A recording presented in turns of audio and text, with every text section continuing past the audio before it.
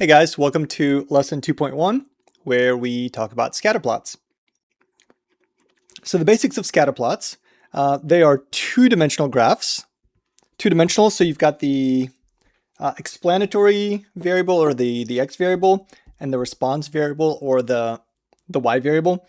And any point on this graph represents a combination of measurements for an individual observation. So for example, this person that I circled has a height of roughly 75 inches and a weight right at, let's say, like 305.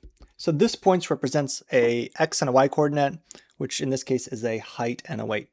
When looking at relationships, we can often identify one of the variables as explanatory and the others as response. So here we're looking at weight as a function of height. Like how well can we predict someone's weight based on their height? And this is data from the NFL players. So when you're describing a scatterplot, you want to talk about the shape. So the two main types of shapes we're going to be looking at are either a straight line or some sort of curve, exponential, parabolic, etc. What's the direction of the pattern? So the pattern can be either positive, which means as one variable is increasing, the other is decreasing, or negative, which means as one is increasing. If it's positive, if one is increasing, the other is increasing as well. If it's negative, as one is increasing, the other is decreasing. How much do individual points vary? So if they're all close together to the line of best fit, then it's a pretty strong relationship. If there's a lot more variance, it's a weaker relationship. And are there any unusual points, any points that we would consider to be outliers? So for example, height versus handspan.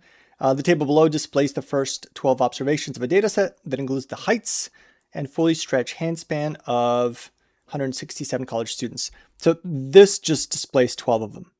So we can see this seems to be a linear, positive, strong relationship. The points are pretty close to the line of best fit. The relationship is best modeled by a line. And as height is increasing, we expect handspan to increase as well.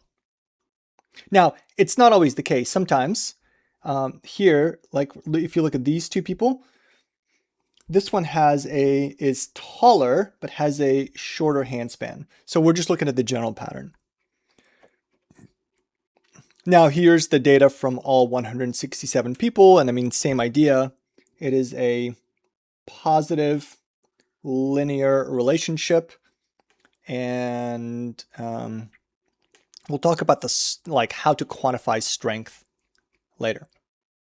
We can see taller people tend to have a greater handspan than shorter people when two variables tend to increase together. When two variables increase together, we call that a positive association. So as height increases, we expect handspan to increase as well. We can describe the relationship with a straight line.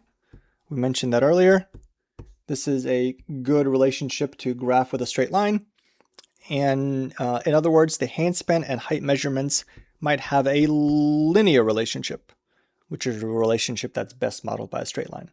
Positive versus negative association. Two variables have a positive association when as one variable increases, so does the other. Two variables have a negative association when the values of one variable tend to decrease as the other one increases. So for example, resale value versus mileage. As a car accrues more miles on it, the resale value tends to go down. So as mileage increases, resale value tends to decrease.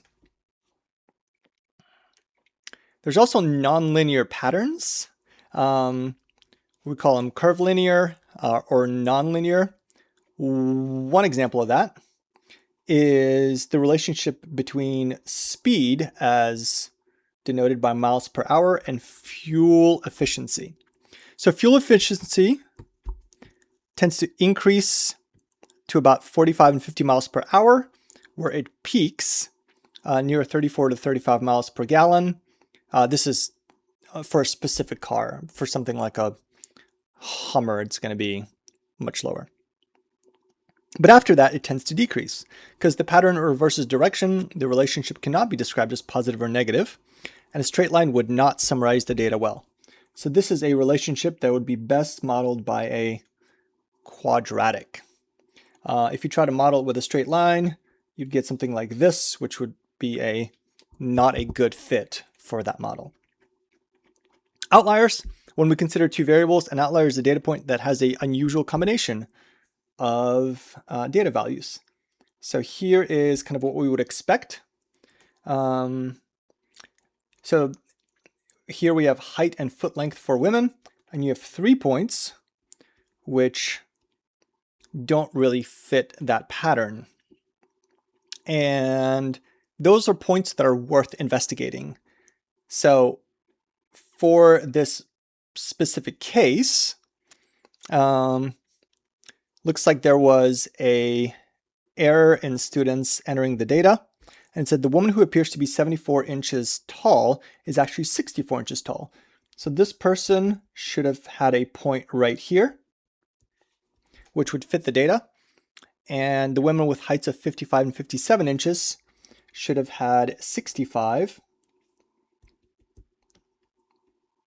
and 67 inches, respectively. So those would also fit the pattern. Now, sometimes there are legitimate outliers, legitimate points that just don't fit the general trend, and we'll talk about those in another video.